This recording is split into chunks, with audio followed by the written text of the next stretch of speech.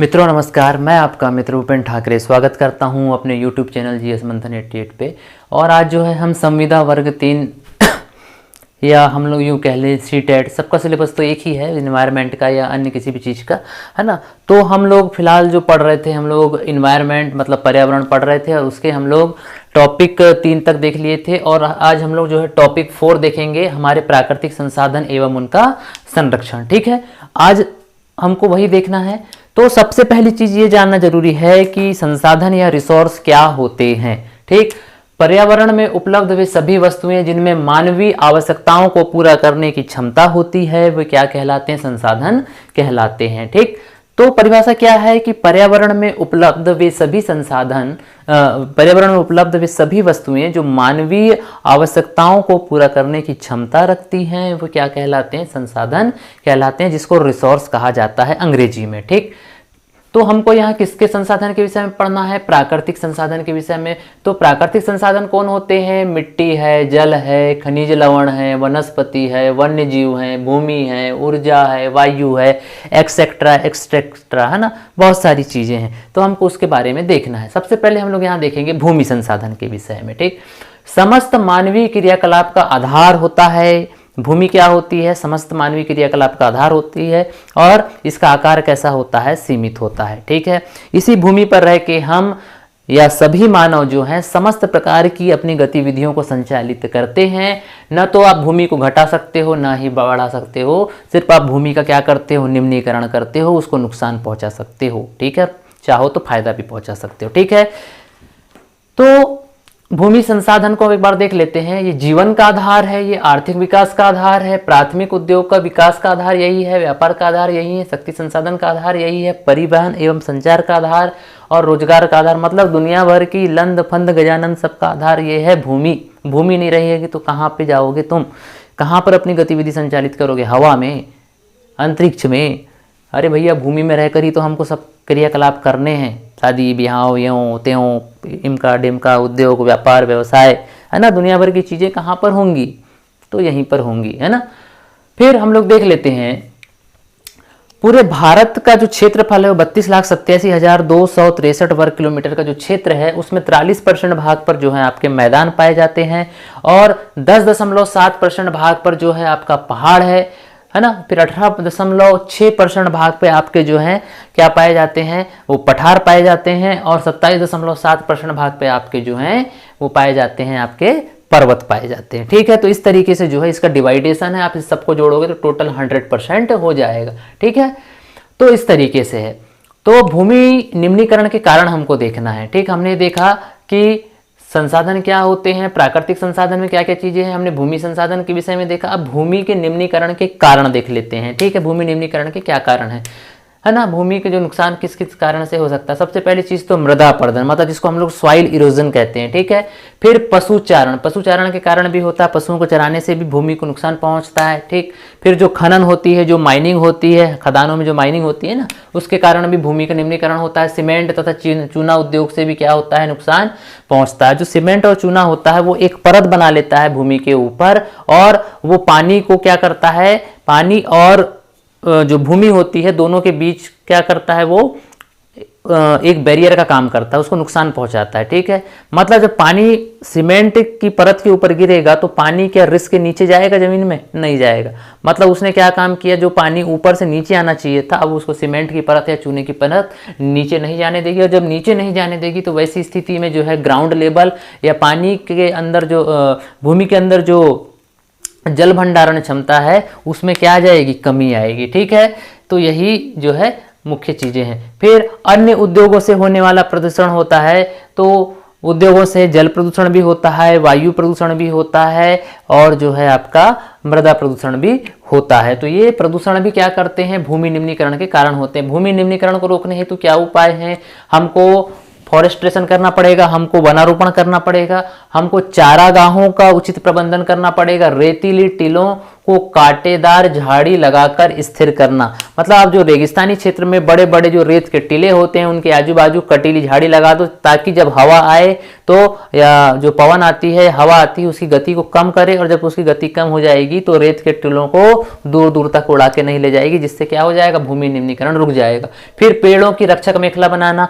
मतलब पेड़ों की क्या बनाना है हमको, रक्षक मेखला बनाना है। मतलब अपनी जो खेत वगैरह होते हैं या जो रोड होती है या मैदान होते हैं, तो मैदान के दोनों किनारों पे हमको क्या करना है कि कतारबद्ध या पंक्तिबद्ध तरीके से पेड़ों को लगाना है, ताकि जब हवा आए तो वो क्या करे कि उससे क्या होगा, उससे निम्नीकरण नहीं होगा भूमि का, ठीक है, क्योंकि वो उसकी गति को कम कर देंगे। पशुचारण पर नियंत्रण लगाना होगा। जो अनियंत्रित ढंग से जो पशुओं की जो चराई होती है उस पर हमको क्या करना पड़ेगा, नियंत्रण स्थापित करना पड़ेगा।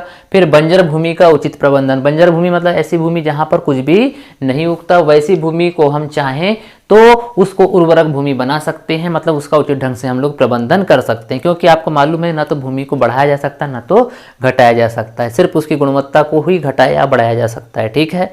अब मनुष्य के ऊपर है कि वो उसका सदुपयोग करता है कि दुरुपयोग करता है, ठीक है, क्योंकि प्राकृतिक संसाधन है। फिर देख लेते हैं हम लोग मृदा संसाधन या मिट्टी संसाधन, ठीक है।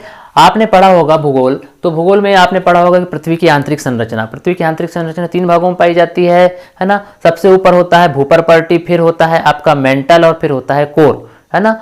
तो 0 से 35 किलोमीटर तक का जो गहराई तक का जो क्षेत्र होता है भूपर्पर्टी कहलाता है। और भूपर्पर्टी का जो सबसे ऊपरी परत होती है भूपर्पर्टी, और भूपर्पर्टी की जो सबसे ऊपरी परत से लगाकर कुछ मीटर की जो गहराई तक का जो क्षेत्र होता है उसको हम लोग मृदा या मिट्टी कहते हैं। क्या कहते हैं, मृदा या मिट्टी कहते हैं, ठीक।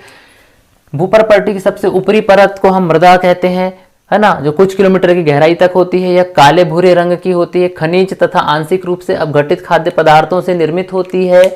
यह पतली परत होती है। कैसी परत होती है, कुछ मीटर तक पाई जा रही है तो ये पतली परत होगी, है ना। इसमें रंध्र पाए जाते हैं, मतलब छिद्र पाए जाते हैं, है ना। और इन छिद्रों से जो है क्या होगा, गैसों का या वायु का क्या होगा, विनिमय मतलब आदान प्रदान होगा।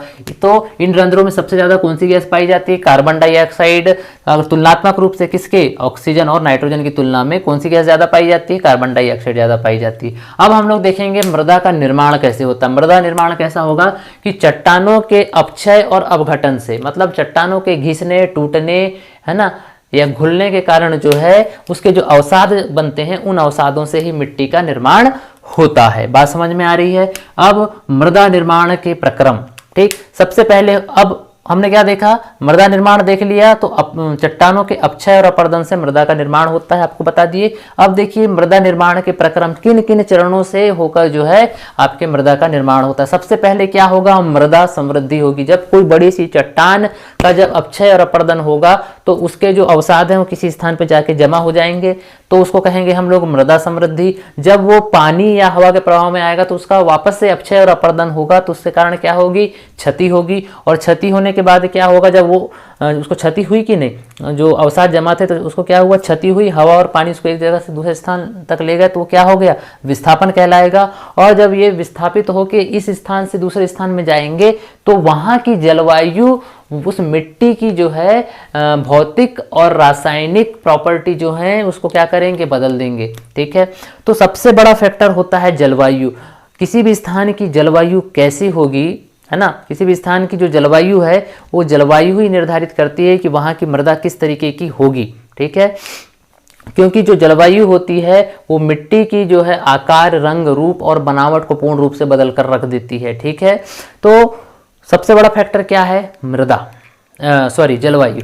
जलवायु से ही वहाँ की मिट्टी परिवर्तित होगी, है ना। जैसी जलवायु होगी वैसी वहाँ की मिट्टी होगी, और जैसी वहाँ की मिट्टी होगी वैसी वहाँ की वनस्पति होगी, और जैसी वहाँ की वनस्पति होगी वैसे वहाँ के क्या होंगे, उस पर आश्रित वहाँ के जीव जंतु होंगे, और जैसे वहाँ पर आश्रित जीव जंतु होंगे वैसी वहाँ पर मानवीय गतिविधियाँ और वैसे ही उस प्रकार के वहाँ पर आर्थिक क्रियाकलाप होंगे। तो सबसे बड़ा फैक्टर ओवरऑल अगर हम लोग माने तो जलवायु होता है, ठीक है। किसी भी चीज़ के इसके लिए, चाहे मृदा हो, वनस्पति हो या आर्थिक क्रियाकलाप हो, तो उसके सबसे महत्वपूर्ण फैक्टर है वहाँ की जलवायु। फिलहाल हमको मृदा निर्माण के संबंध में जलवायु को देखना है, ठीक। अब मृदा निर्माण को प्रभावित करने वाले कारक कौन कौन से होते हैं, जलवायु कारक जैसे कि हमने बात किया, फिर कुछ धरातली कारक और फिर जैविक कारक जो कि सूक्ष्म जीवों द्वारा होते हैं।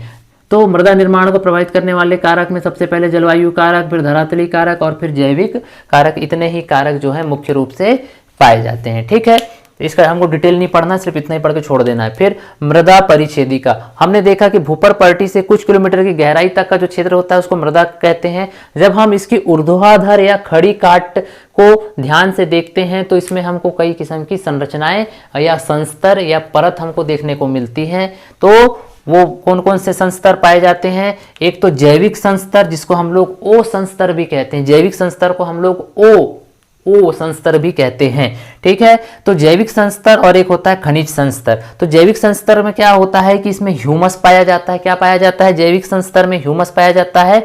और ये जैविक संस्तर जो है मृदा परिच्छेदिका का सबसे ऊपरी ये परत होती है। ठीक है, अब ह्यूमस क्या होता है, आप इस चीज को समझो कि कोई भी जब पेड़ पौधे होते हैं, उनकी पेड़ पौधों की पत्तियां हो गई या टहनियां हो गई, जब वो नीचे गिरती हैं तो वो सड़ती हैं, या कोई जीव जंतु मरता है तो वो सड़ता है, गलता है, लास्ट में मिट्टी बन जाता है। इनको सड़ाने गलाने और मिट्टी में मिलाने का काम किसका होता है? जीवाणु का। सड़ाने गलाने का काम किसका होता है? वो होता है किसका? जीवाणु का। तो जीवाणु किसी चीज को सड़ा गला कर क्या बनाएंगे? मिट्टी बनाएंगे। मतलब वो क्या बनाएंगे? एक प्रकार का जैव रासायनिक पदार्थ बनाएंगे जिसको कि हम लोग ह्यूमस कहते हैं। ठीक है, अब दूसरा हम लोग संस्तर देख रहे हैं, खनिज संस्तर। खनिज संस्तर कैसा होता है? अजैविक तथा अकार्बनिक खनिजों से इसका निर्माण होता है। ठीक है, अब खनिज संस्तर जो है वापस 3 भागों में बटा है, संस्तर ए, संस्तर बी और संस्तर सी। तो संस्तर ए को हम अपवहन जोन भी कहते हैं। क्या कहते हैं? अपवहन जोन। तो ये कैसा होता है? गहरा काला होता है, पोषक तत्वों की अधिकता होती है, सर्वाधिक उर्वरता होती है, जड़ें यहीं पर फैली रहती हैं, खनिजों का अधिकतम अपवहन होता है, मृदा इसकी सरंध्र होती है, इस भाग की जल धारण क्षमता अधिक होती है यहाँ की मृदा की, और इससे नीचे जाने पर खनिजों की संख्या बढ़ती चली जाती है। ठीक, तो यहां समझो जो खनिज संस्तर है उसका संस्तर ए वाला जो भाग है उसमें क्या होता है कि इसका रंग गहरा काला होता है। यहाँ लिखा है गहरा काला। गहरा काला क्यों होता है? दिमाग में प्रश्न आना चाहिए, क्यों होगा? कि जब ऊपर से बारिश होगी तो जैविक संस्तर का जो ह्यूमस है वो रिस कर क्या आ जाएगा? वो संस्तर ए में आएगा। तो ह्यूमस कैसा है? काला। तो वो क्या हो जाएगा? इसलिए संस्तर गहरा काला होगा। और यहीं पर कौन कौन से पोषक तत्व पाए जाते हैं? NPK, जिसको हम लोग देखे थे, किसको हम लोग क्रांतिक तत्व भी कहते हैं। तो जो संस्तर ए है इसी में जो है पोषक तत्व अधिक मात्रा में पाए जाते हैं। मतलब नाइट्रोजन, फास्फोरस और पोटेशियम जो है मुख्य पोषक तत्व होते हैं, वो कहाँ पाए जाते हैं? वो संस्तर ए में ही पाए जाते हैं। इसलिए जब हम जुताई करते हैं तो हम संस्तर ए को ही पलटते हैं ताकि नीचे के जो पोषक तत्व हैं वो पलटकर ऊपर आ जाएं। ठीक, फिर यहाँ पे देखो, फिर लिखा है कि जो अधिकतर पेड़ पौधों की जो जड़ें हैं वो संस्तर ए तक ही फैल जाती हैं, है ना। जो जड़ होती है पेड़ पौधों की वो किस भाग तक जाती हैं? संस्तर ए तक ही जाती हैं। और खनिजों का अधिकतम अपवहन होता है। मतलब जो खनिज इस भाग में पाए जाते, लेकिन जब ऊपर से बारिश बहुत तेज आती है तो खनिज को क्या करते हैं? वो नीचे की ओर ले आते हैं। तो संस्तर ए के बजाय वो कहाँ पाए जाएंगे? संस्तर बी में, है ना। तो खनिजों का यहाँ पर क्या होगा? अपवहन होगा, निच्छालन होगा। मतलब वो क्या हो जाएंगे? पानी के प्रभाव में नीचे की ओर चले जाएंगे। ठीक है, फिर यहाँ की जो मिट्टी होती है कैसी होती है? सरंध्र होती है। मतलब रंध्र वाली मिट्टी होती है। वही गैसों के आदान प्रदान के लिए यहाँ की मिट्टी सबसे बेस्ट होती है।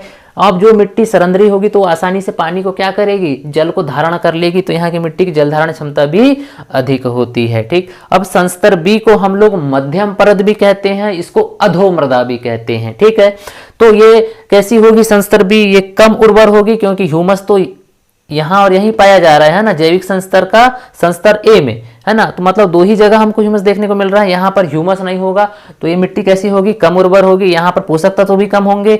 जल भंडारण का जो कार्य, हाँ याद रखना कि जो जल भंडारण होगा वो इसी भाग में होता है। जब हम कुआं खोदते हैं ना तो वो इसी भाग से पानी निकलता है। ठीक है, खनिजों की अधिकता होती है क्योंकि ऊपर संस्तर ए के जो खनिज है वो पानी के प्रभाव में नीचे की ओर आ जाते हैं और कहाँ आके बैठ जाते हैं? संस्तर बी में। और ये किस रंग का होता है? कत्थई भूरे रंग का ये होता है। अब संस्तर सी को हम लोग ग्ले परत भी कहते हैं। क्या कहते हैं? ग्ले परत भी कहते हैं। ये परतदार चट्टानों के टुकड़ों से बनी होती है। लंबी जड़ें जो होती हैं, ऐसे पौधे जिनकी जड़ें बहुत गहराई तक जाती हैं तो अधिकतम इसी गहराई तक जा पाती हैं, संस्तर सी तक। ठीक है, इसके नीचे कठोर आधार सेल पाई जाती है, मतलब इस संस्तर के नीचे क्या पाई जाएगी, एकदम हार्ड कठोर चट्टान पाई जाएगी, जो कि कैसी होगी, टुकड़ों टुकड़ों में एक दूसरे से जुड़ी होगी। ठीक है, तो इसके नीचे काफी हार्ड चट्टान पाई जाती है और इतनी कठोर पाई जाती है कि फावड़ा भी इसको नहीं खोद पाता ढंग से। ठीक है, तो हमको यही देखना है, मृदा परिच्छेदिका को, यही हमारे लिए काफी इंपॉर्टेंट है, इसी के विषय में हमको पढ़ना है, जानना है, इसी में से आपसे प्रश्न पूछे जाएंगे। ठीक है, तो इसको इतना ही रखते हैं। अब हम लोग देखेंगे मिट्टियों का वितरण। हमको मिट्टियों का वितरण 2 स्तरों पर देखना है। एक मिनट रुकिएगा, सॉरी। मिट्टियों का जो वितरण है वो 2 तरीके से देख लीजिए। एक तो हमको भारत के स्तर पर देखना है और मध्य प्रदेश के स्तर पर देखना है। ठीक है, तो भारत में 8 किस्म की और मध्य प्रदेश के अंतर्गत 5 किस्म की मिट्टियां पाई जाती हैं। भारत में 8 और मध्य प्रदेश में 5 किस्म की मिट्टी। तो भारत में 8 किस्म की कौन कौन सी मिट्टी है? जलोढ़ मृदा, सबसे अधिक मात्रा में जलोढ़ मृदा पाई जाती है पूरे भारत में 43.4% भाग पर। फिर पाई जाती है काली मृदा 22% भाग पर। फिर लाल पीली मिट्टी पाई जाती है। फिर लेटेराइट मिट्टी पाई जाती है। फिर पर्वतीय या वनी मिट्टी पाई जाती है। फिर शुष्क या मरुस्थलीय मिट्टी पाई जाती है। फिर लवणीय एवं क्षारीय मृदा पाई जाती है और लास्ट में पिट या जैविक मृदा पाई जाती है। ठीक है, तो इस तरीके से जो ये हैं बातें। अब हम लोग देखेंगे मध्य प्रदेश के अगर संबंध में बात करें तो मध्य प्रदेश में सबसे ज्यादा जो है काली मिट्टी 47% भाग पे पाई जाती है। फिर लाल पीली मिट्टी पाई जाती है 37% भाग पर। बाकी फिर क्रम ये रहा, जलोढ़ मिट्टी, लेटेराइट मिट्टी, बलुई मिट्टी और मिश्रित मिट्टी। तो इस तरीके से ये जो है मध्य प्रदेश में मिट्टियों का विभाजन है। ठीक है, कि किस किस क्रम में कौन कौन सी मिट्टी पाई जाती है, उसी क्रम में उसको लिखा भी गया है। ठीक है, तो आज के लिए सिर्फ इतना ही रखते हैं, आगे का हम लोग कल देखेंगे, है ना। तो आप लोग इतने को पढ़िए, इतने को रीड कीजिए, इतने को डाइजेस्ट कीजिए, आगे का हम लोग कल देखेंगे। आज के लिए इतना ही रखते हैं और प्लीज़ मेरे वीडियो को लाइक शेयर सब्सक्राइब कीजिए, है ना। और आज के लिए सिर्फ इतना ही रखते हैं। जय श्री राम।